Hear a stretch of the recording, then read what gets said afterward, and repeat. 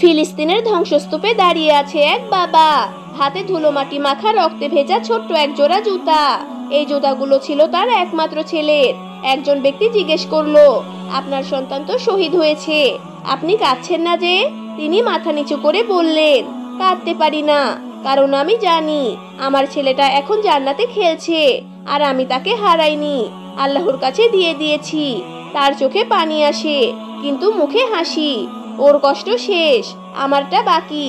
দোয়া করবেন যেন আমি ওর মতো শহীদ হয়ে ওর পাশে থাকতে পারি।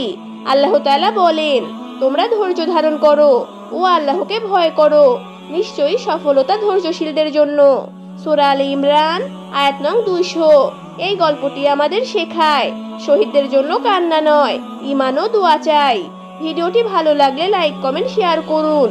এই শহীদ বাবার বিশ্বাসের বার্তা ছড়িয়ে দিন বিশ্বজুড়ে, এবং চ্যানেলটি সাবস্ক্রাইব করতে একদমই ভুলবেন না। ধন্যবাদ।